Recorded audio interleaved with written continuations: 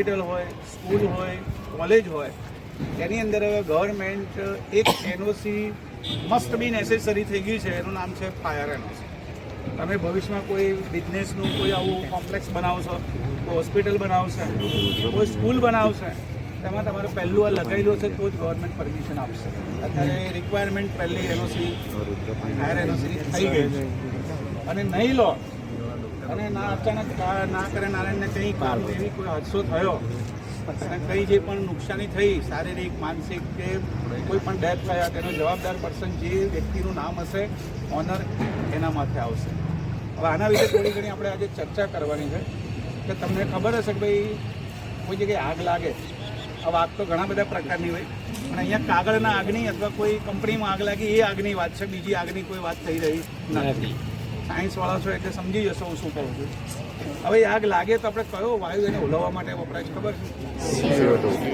કેમ carbon dioxide પસંદ કર્યો? કોઈ ઓક્સિજન કાર્બન ડાયોક્સાઇડ આગ વધી ઓક્સિજનના કારણે આગ વધી જાય છે. ઓક્સિજનથી શું થાય? આગ વધે. આગ વધે વધે અને કાર્બન ડાયોક્સાઇડ હોય તો ઓલવાઈ જાય.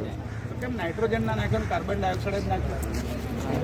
એ સર હવે અત્યારે તમને કદાચ ખબર હશે કે જે ઇમ્પોર્ટેડ ગાડીઓ આવે છે, 15 લાખ ઉપરની ગાડીઓ આવે છે, એમાં ટાયરમાં નાઇટ્રોજન એર ભરવામાં આવે છે.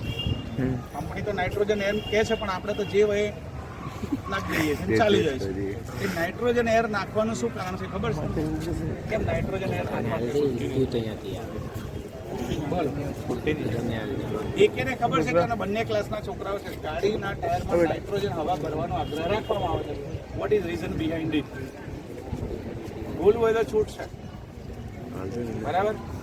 ભૂલવું હોય તો આપણે એને તાળીઓ પાડીશું, નહીં સાચું હોય તો મારે તો કહેવાનું જ છે, કારણ કે હું પુરાવું છું નાઇટ્રોજન, મને ખબર છે, બરાબર? નાઇટ્રોજન મિત્રો ઠંડો વાયુ છે. નાઇટ્રોજન વાયુ કેવો છે? ઠંડો. તમે આ મિનરલ વોટર પીઓ છો ને, જગ, એ જગની અંદર આખું ટેન્ક આવે, એ ટેન્કમાં એક જ ડ્રોપ નાખી દે નાઇટ્રોજન, આખી ટાંકી ચીલ્ડ થઈ જાય છે. એટલી એની ઠંડક હોય છે. સમજણ પડે છે? કોઈ જગ્યાએ ચિલિંગ સિસ્ટમ ચાલુ ના હોય, નાઇટ્રોજનના ખાલી એક ડ્રોપ નાખે ને એક ટીમમાં તો તમારે એકદમ ઠંડુ બરફ જેવું પાણી થઈ જાય. વધારે ચિલિંગ કરવું હોય તો એ લોકો નાઇટ્રોજન એડ કરે છે, એ તમને ખબર હશે નહીં. એ રીતે જ્યારે ટાયર ફરે ને તો ટાયરના રોડ અને ટાયરની વચ્ચે ઘર્ષણ પેદા થાય. ઘર્ષણના કારણે ટાયરની અંદર એની જે હવા છે ગરમ થતી હોય છે, જેના કારણે ટાયર ફૂટી જાય છે ઘણી જગ્યાએ. તો એ ગરમીની સામે પ્રોટેક્શન લેવા નાઇટ્રોજન એર ભરવામાં નાઇટ્રોજન હવા ઠંડી હોય છે, તો ટાયરને ગરમ થવા દેતું નથી, માટે આપણે એમાં નાઇટ્રોજન એર ભરીએ છીએ. અત્યારે આપણે એક રિહર્સલ જોવાનું છે, હમણાં તમે બેલનો અવાજ તો સાંભળ્યો હશે, બરાબર? એ બેલ વાગે તો આપણે કઈ તરફ દોડવું જોઈએ? એક્ઝિટ જવું છે ને, એક્ઝિટ. દરેક જગ્યાએ કોઈ પણ જગ્યાએ તમને એક્ઝિટના એરો દોરેલા હશે.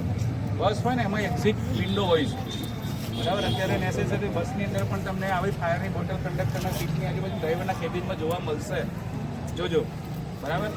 અને એમાં એક એક્ઝિટ વિન્ડો હોય છે. કોઈ જગ્યાએ કોઈ એક્સિડન્ટ થયો હોય તો કાં તો પાછળનો મોટો ગ્લાસ હોય તોડીને તમે બહાર નીકળી શકો, કાં તો સાઈડમાં એક વિન્ડો આવે છે, એક્ઝિટ વિન્ડો, બરાબર? તો એ આપણે જ્યાં આગળ એક્ઝિટ એરિયા હોય એ તરફ આપણે દોડવાનો આગ્રહ રાખવાનો, એન્ટ્રીની સામે દોડવાનો નહીં. નિયમ એવું કહે છે, પછી જીવ બચાવે તો ઉપરથી કૂદવું પડે તો પડી જવાનું, ગુજાઈ જવું એનાથી. હમણાં જ પેલા પુણેની અંદર કોઈ બહારની અંદર હમણાં ગોવામાં તો પુણેમાં હમણાં જ અઠવાડિયા પહેલાં જ એક બહારની અંદર મસ્ત ડાન્સ પાર્ટી ચાલતી હતી, લોકો મજા લેતા હતા, અને ઉપરથી આખા આગના ગોળાઓ નીચે આવે, શોર્ટ સર્કિટથી થયું, હજુ કંઈ ઇન્વેસ્ટિગેશનમાં ખબર નહીં મને તો ડિટેલ, પણ 25 જણા જીવતા જ ડેથ થઈ ગઈ. 25 જણા જીવતા, બરાબર? બહાર જવાનો ચાન્સ મળ્યો નથી, કારણ કે ગમે તે સમસ્યા, એક્ઝિટને એન્ટ્રી નહીં હોય, અરે એક્ઝિટનો રસ્તો નહીં હોય, કદાચ કોઈ વસ્તુ એવી બળે એના ગેસથી માણસ ગુંગળાઈ જાય તો બધી બેભાન થઈ જાય, પછી આમ તેમ જઈ શકતો નથી, પછી આપણે એનો ફળિયો બનવું જ પડતું હોય છે. હમણાં ગોધરામાં 15-20 દિવસ પહેલાં એક ઘરમાં 4 જણ સળગી ગયા, 4 જણ, એક જ મા બાપના 2 દીકરા, ઘરની બહાર જવાના અવકાશ જ ના મળે. તો એ બધી બાબતોથી તમને વાકેફ કરવા માટે થોડું ઘણું આપણને, હું એમ નથી કહેતા આનાથી તમને 100% તમને નોલેજ આવી જશે, પણ એ કેટલી તો ખબર હોય છે કે આપણી જોડે CO2નો બોટલ પણ એને ચાલુ કરતાં આવડવું જોઈએ ને. ચાલુ જ કરતા ના આવડે શું કરો તમે? માથે મેલીને ફરવાનો જ પછી. આજે આપણે એ વસ્તુ બતાવવા જઈ રહ્યા છીએ. સામાન્ય વસ્તુ છે, 2 જ મિનિટનું કામ છે જોવાનું, બરાબર? પછી એકાદ બે તમને હું આપીશ બોટલ ને તમારે આ બોલાવવાની છે, લગાડવાની નથી, બોલાવવાની છે.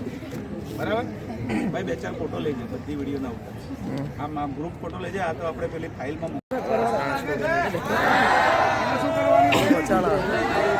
ધારો કે તમે જે તે સ્થળે છો, તમારી જોડે બોટલ છે, બરાબર?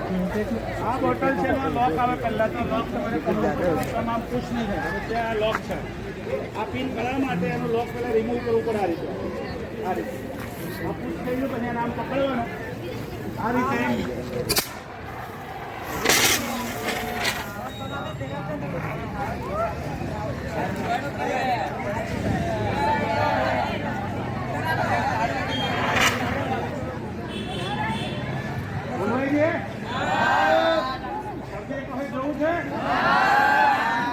હા ફરી લગાડીએ છે હવે.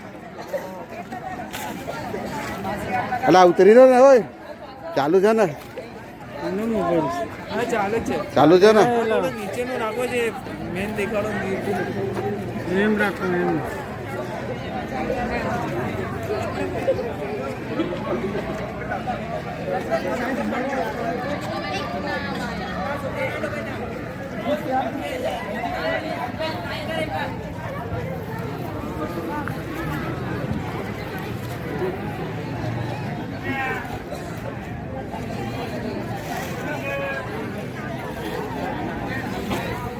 ચલો એ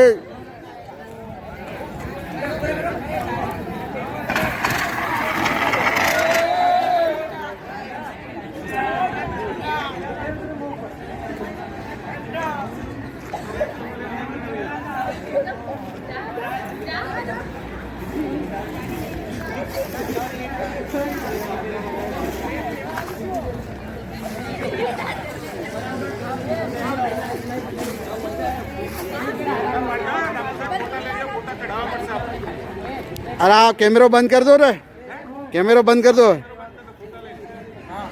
कर कैमरा बंद कर. वीडियो बंद कर दो. हाँ वीडियो बंद कर.